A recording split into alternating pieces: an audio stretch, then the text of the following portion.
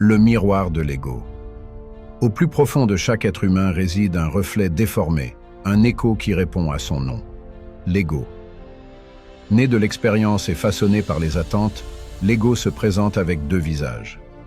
Comme dans l'image, chaque personne porte en elle une dualité interne. D'un côté, le visage serein, celui que nous montrons au monde, plein de vie, d'émotions et de désirs. C'est le visage qui sourit aux autres, qui cherche à appartenir et à être accepté. De l'autre côté, un crâne, l'ombre de l'ego qui cherche à contrôler, qui craint le changement et par-dessus tout, la faim.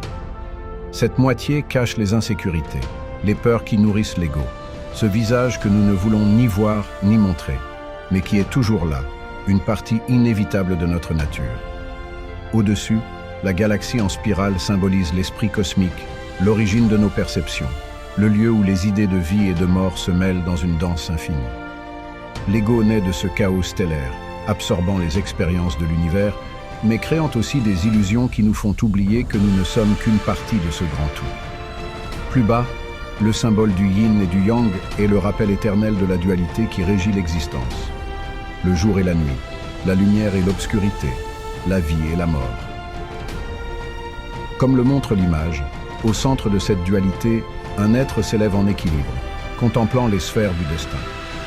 Cet être n'est autre que la conscience, l'étincelle qui transcende l'ego et reconnaît que la vie n'est ni entièrement lumineuse ni complètement sombre, mais un flux constant entre les deux. L'histoire de cette image est celle de la lutte humaine pour se réconcilier avec sa propre dualité.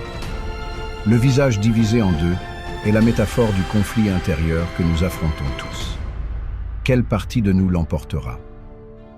La vie vibrante et créative ou la mort silencieuse qui rôde dans l'ombre? Mais plus important encore, l'image nous rappelle que les deux sont nécessaires, qu'il ne peut y avoir l'une sans l'autre.